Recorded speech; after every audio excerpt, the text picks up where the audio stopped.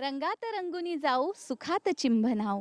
रंगात रंगुनी जाऊ सुखात चिंबनाऊ. जीवनात राहू दे रंग सौख्याचे आनंद तरंग. नमस्कार, मी जान्हवी सावंत. तुम्हा सर्वांचं जय महाराष्ट्रच्या या विशेष कार्यक्रमामध्ये खूप खूप स्वागत आहे. जय महाराष्ट्र वृत्तवाहिनीतर्फे रंगपंचमीच्या सर्व प्रेक्षकांना हार्दिक शुभेच्छा. आज आपण या विशेष कार्यक्रमामध्ये अशा एका अभिनेत्रीला भेटणार आहोत जिने तिच्या वाट्याला आलेलं प्रत्येक पात्र अगदी जिवंत केलंय. आई कुठे काय करते या मालिकेमधून घराघरामध्ये पोहोचलेली अनघा आणि यापूर्वी स्वराज्य रक्षक संभाजी या मालिकेमधून राणू अक्काची भूमिका जिने जिवंत केली अशी एक सोज्वळ अभिनेत्री अर्थात अश्विनी महांगडे. तर अधिक वेळ न घालवता आपण सुरुवात करूया गप्पांना. अश्विनी, तुझं खूप खूप स्वागत आहे जय महाराष्ट्राच्या या विशेष कार्यक्रमामध्ये. कशी आहेस तू?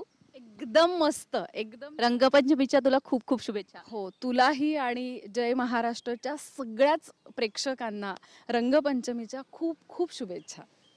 तू मूळची साताऱ्याची आहे बरोबर? बालपण साताऱ्यातच गेलं. मग तिथली होळी, तिथली रंगपंचमी कशी होती? रंगपंचमी म्हणजे लहानपणीची ज्या सगळ्या मैत्रिणी यायच्या, मग एकेकीच्या घरी जायचं, पाणी आपापल्या घरून घेऊन जायचं, तिथे जाऊन त्यांना भिजवायचं, अशा पद्धतीचीच रंगपंचमी होती. आणि तेव्हा पैसे तितकेसे नव्हते, त्यामुळे रंग विकत घेणं आणि हे फार दूर दूरपर्यंत कुठंही नव्हतं. रंगपंचमी म्हणजे फक्त पाण्याची असायची. आणि तेव्हाही मला आठवतं की एक साधारण मी 7वीत 8वीत असेन तेव्हा दुष्काळ पडला होता.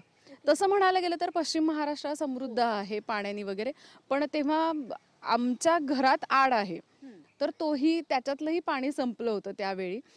पण तरी सुद्धा आम्ही रंगपंचमी खेळलो होतो.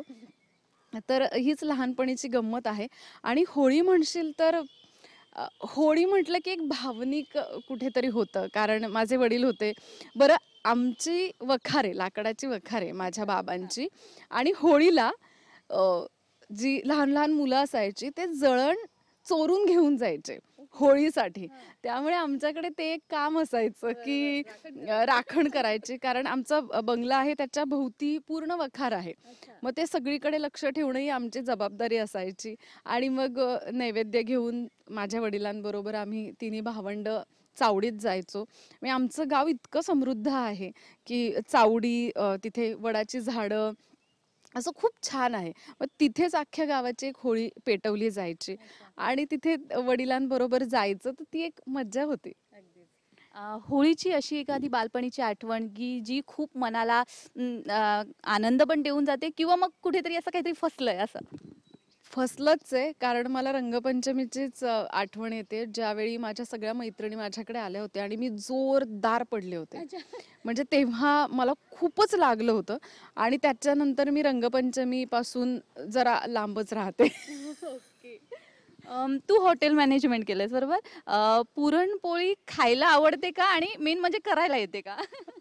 पुरणपोळी खायला तर खूपच आवडते, पण करायला येते का तर थोडी थोडी येते. पण माझ्या आईसारखी किंवा माझ्या दोन्ही वहिन्यांसारखी मला काही पुरणपोळी जमत नाही. तेवढा प्रयत्न किंवा ती जबाबदारीच पडलेली नाहीये माझ्यावर, असं म्हणायला हरकत नाही. कारण गावी गेलं तरी तिथे माझी वहिनी आहे इच्छा, इथे सुद्धा मुंबईमध्ये माझी वहिनी आहे प्रीती वहिनी. सो असं काही होत नाही, पण केली आहे मी. आता पुरणपोळीचं असं असतं की सगळी सामग्री अगदी त्या प्रमाणात जर नाही घेतली किंवा एखाद वेळी त्याची डाळ सुद्धा जर काही क्वालिटीची वेगळ्या असली तर त्याच्यात सुद्धा गंडांतर होऊन शकतं. त्यामुळे जमते, पण अगदी 100 पैकी 10%. अभिनय क्षेत्रामध्ये तुझं प्रेरणास्थान तुझे बाबा म्हणायला हरकत नाही. बाबांची एखादी आठवण? अरे बापरे! त्यांच्या तर खूप आठवणी आहेत, पण त्यातली एक सगळ्यात महत्त्वाची आठवण सांगते, की स्वराज्य रक्षक संभाजी मालिका सुरू होती. त्याच्या आधी करिअर सुरू होतं, पण आपल्या आई-वडिलांना आपल्यावर अभिमान वाटावा, असा तो एक क्षण माझ्या आयुष्यात होता, की त्यावेळी नानांचं असं होतं, की 9 वाजता घरातच थांबायचं. म्हणजे एकदा आम्ही जाऊयात ना आपण बाहेर जेवायला वगैरे असं करून त्यांना हट्टाने घेऊन आलो आणि तिथे गेल्यानंतर त्यांची चिडचिड सुरू झाली, की काय बाहेर हॉटेलमध्ये जेवायचंय, घरी आणायचं, जेवायचं, टीव्ही लावायचं, सगळ्यांनी बसून जेवायचं. मालिका गेली माझी आणि मग मी त्यांना मोबाईलवर मालिका लावून दिली, की तो एपिसोड तुम्ही बघा म्हणून. तर मला असं वाटतं की हे किती आपल्या आई-वडील आपल्यासाठी इतके म्हणजे आपल्यावर प्रेम करणारे असतात, आपल्यासाठी सगळं काही अगदी झोकून देणारे असतात, की त्यावेळी त्यांना ते घरात असायचेच असायचे त्यावेळेला. एका इंटरव्ह्यूमध्ये पण त्यांनी सांगितलं, की मी आजपर्यंत जितकी नाटकं केली म्हणजे काहीतरी 23 राज्य नाट्य स्पर्धा त्यांनी केल्या. त्यामध्ये एकही ऐतिहासिक भूमिका त्यांच्या वाट्याला आली नाही आणि कुठेतरी अश्विनीच्या वाट्याला ही भूमिका आली. तर मला असं वाटतं, की माझ्याकडून जे राहून गेलंय ते अश्विनीला मिळतंय. तर त्याच्यामुळे मला खूपच ते छान वाटलेलं. तू अस्मिता तुझी पहिली मालिका झी मराठीवरती, त्याच्यानंतर मग आता स्वराज्य रक्षक संभाजीसारखा एवढा मोठा रोल तुला मिळाला. आत्ता आई कुठे काय करते? आगामी काय प्रोजेक्ट्स आहेत? आता सध्या धर्मरक्षक अहिल्याबाई होळकर या चित्रपटाचं आमचं शूटिंग सुरू आहे आणि तोच एक खूप मोठा प्रोजेक्ट आहे. कारण पहिल्यांदाच मी चित्रपट याआधी केलेत म्हणजे आत्ता महाराष्ट्र शाहीर चित्रपट आला त्यातही मी काम केलंय. पण एकतर लीड आणि अहिल्याबाई मातोश्रींची भूमिका एवढी मोठी जबाबदारी तर प्रत्येक वेळी असं वाटतं की मला ते जमेल का किंवा मी करू शकेन का आणि मला आणखी करायचंय आणखी करायचंय तर ते एक आहे. सो आत्ता तो चित्रपट यावर्षी रिलीज होईल. अशी कोणती भूमिका आहे जी करायला मिळाली तर खूप म्हणजे भाग्य, की आता एखाद्या कलाकाराचं असतं ना, की आपल्याला ही भूमिका करता यायला पाहिजे. तर अशी कोणती तुझ्या नजरेत? खरं तर ताराराणी साहेबांची भूमिका मला खूपच आधीपासून करण्याची फार इच्छा होती. कारण स्वराज्य रक्षक संभाजी या मालिकेमध्ये मग जेव्हा सुरू झाली तेव्हा बऱ्याच चांगल्या पुस्तकांचं वाचन व्हायला लागलं आणि त्यामुळे एक मनात असं वाटलं, की ताराराणी साहेबांची व्यक्तिरेखा करायला हवी. पण मग मध्यंतरी त्यावर मालिकासुद्धा येऊन गेली. मग आता एक फिल्म पण त्यावर येतेय. त्यामुळे माहीत नाही पण आत्ता तरी असं वाटतंय, की ताराराणी साहेब करायला हवी होती मी. पण कदाचित ती एक इच्छा असते जी धर्मरक्षक अहिल्याबाई होळकर यांच्या या चित्रपटाच्या माध्यमातून माझी इच्छा पूर्ण झाली. अगदीच, अगदीच. तू घर घेतलंयस आत्ताच. साताऱ्यातलं बाबांचं घर, ते स्वतःचं घर. कसा प्रवास? अरे बापरे! म्हणजे नाही सांगू शकत. कारण स्वतःचं घर हे फीलिंग्स खूप खूप वेगळे असतात. सगळं बाबांच्या घरात काही कष्ट करावे नाही लागले.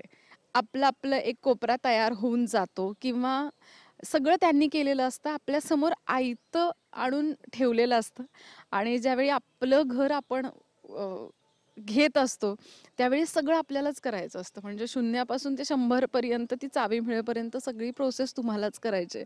आणि मला प्रत्येक वेळी म्हणजे इव्हन आता पूजा झाली, तर तेव्हाही मला असं वाटत होतं, की यार नाना पाहिजे होते. म्हणजे त्यांना खूप आनंद झाला असता. इव्हन मी गाडी घेतली तेव्हाही मला असं वाटलं, की चावी मी त्यांच्या हातात म्हणजे इतके आत्ता रील्स बघते ज्याच्यात मुलं-मुली त्यांच्या आई-वडिलांना चावी देतात हातात गाडीची, आई-वडिलांना सरप्राईज देतात. आणि ज्यावेळी माझी कुवत किंवा मी त्या लायक झाले, की मी आता माझं काहीतरी घेऊ शकते, त्यावेळेस ते नव्हते. त्यामुळे ते एक आहे. पण घर घेतल्यानंतर कुठेतरी असं वाटलं, की मी आयुष्याचा खूप मोठा एक पल्ला आहे ना, तो गाठला. कारण प्रत्येकालाच स्थिर व्हायचं असतं. आपण छोटं-मोठं काम करत असतो. त्यातून आपला आवाका वाढवत असतो, समृद्ध होत असतो आणि घर हे माझ्या आयुष्यात मला असं वाटतं, की चांगलं यश आलेलं आहे घर घेतल्यामुळे आणि ते प्रत्येकासाठी खुलं असावं, की बऱ्याचदा असं होतं, की गावाकडून ज्या मुली येतात, की पी-जी राहायचंय, तर ताई कोणी ओळखीचं आहे का? तर मी इथेही पी-जी कधीच नाही राहिले. त्यामुळे माझं तशा ओळखी नाहीयेत. पण मला असं वाटतं, की आता माझं घर झालंय, तर ज्या कोणी गावाकडून येतील ना मुली, तर किमान थोडा बेस त्यांना सगळं हे इथलं वातावरण कळेपर्यंत, 4 ओळखी होईपर्यंत किमान माझं घर त्यांच्यासाठी असेल. तुझ्या डोळ्यातनं तो आनंद दिसतोय आणि मुळात यातून मला एक जाणवलं आणि मी ऐकलंच आहे अर्थात, की तुला समाजकार्याची फार आवड आहे. ही आवड कशी निर्माण झाली? आवड खरं तर वडिलांमुळेच निर्माण झाली. कारण हे बघ, अ, मला असं वाटतं, की आपण ना आपल्या आई-वडिलांशिवाय काहीच नाही आहोत. बरं असंही नाही की मी पूर्णपणे गुड गर्ल असल्यासारखंच आयुष्यात आत्तापर्यंत वागले. मी माझ्या बाबांना सुद्धा खूप वेळा त्रास दिलेला आहे. त्यांनाही माझं टेन्शन आलेलं आहे. ते सुद्धा कदाचित माझ्यासाठी ह्या सगळ्या फेजमधून जेव्हा करिअर सेट होतं, तेव्हा खऱ्या अर्थाने आपल्याला असं वाटतं की आता आपले आई-वडील सुखावतील. त्यामुळे मी जे पण काही शिकले म्हणजे आता अभिनयापासून ते अगदी मी त्यांच्या प्रत्येक गोष्टी म्हणजे मी माझ्या जवळपास एक 10-12 वर्षांच्या डायरीज लिहिलेल्या आहेत. मी मुंबईत आले, मी इथे काय केलं, प्रत्येक दिवशी माझा काय काय स्ट्रगल होता. म्हणजे जेव्हा कल्याणला मी आत्याकडे राहत होते आणि बोरिवलीला रिहर्सलसाठी येत होते, तर ह्या सगळ्यात म्हणजे मी आधी जॉब करायचे. म्हणजे कल्याणवरून आत्याकडून जाऊन मी डोंबिवलीला जॉब करायचे आणि ह्या सगळ्यात कधी-कधी असं व्हायचं की डबा असायचा, कधी-कधी नसायचा. मग त्यावेळी हे दिवसभरासाठी बिस्किट्स खाऊन दिवस काढायचे. तर जेव्हा आपल्याकडचे सीनियर कलाकार सांगतात की मी बिस्किट्स खाऊन दिवस काढले, तर मला ते नक्कीच पटतं. कारण त्यावेळी तुमच्या खिशात पैसे नसतात. म्हणजे जॉब करत होते, पण तो पैसा काही असा खूप नव्हता. जॉब करत होते म्हणजे घरच्यांना गरज आहे म्हणून अजिबातच नाही. नानांचं असं होतं, की "तुला वाटतंय ना करावंसं, तुला तिथे थांबून जॉब करत स्ट्रगल करायचा आहे ना, मग कर." तर अशा वेळी मी सगळं काही शिकले ना, ते मी अगदी डायरी मेंटेन करण्यापर्यंत मी माझ्या वडिलांकडूनच शिकले. त्यामुळे समाजकार्य हे पूर्णपणे मी त्यांच्याकडूनच शिकले. घरात आलेल्या प्रत्येकाला म्हणजे कुणीही त्यांच्याकडे मदतीला आलं आणि त्यांनी कधी त्याला असंच सोडून दिलं, असं कधीच नाही झालं. आणि जेव्हा रयतेचे स्वराज्य प्रतिष्ठान ही संस्था स्थापन केली, म्हणजे मी आणि माझ्या होणाऱ्या आहोंनी आम्ही दोघांनी ही संस्था स्थापन केली, त्यावेळी आमच्या दोघांच्याही पाठीशी नाना होते. म्हणजे प्रत्येक उपक्रमात ते असायचे. ते सजेशन्स द्यायचे, की तुम्ही असं करा, तसं करा. इव्हन आम्ही शिवजयंती खूप मोठी साजरी करतो. त्या शिवजयंतीत अगदी रायरेश्वर तसं म्हणायला गेलं तर आत्ताच्या काळात आपल्यासाठी गड तसा कठीण आहे. पण तरीही तिथपर्यंत येऊन सगळ्यांची काळजी घेणं हे हे आई-वडीलच करू शकतात आणि आपल्याला कुठेही बाहेर जाऊन शिकायची गरज नाहीये. तुम्ही तुमच्या आई-वडिलांकडून जितकं शिकाल ना, तुम्हाला ते समृद्धच करतील.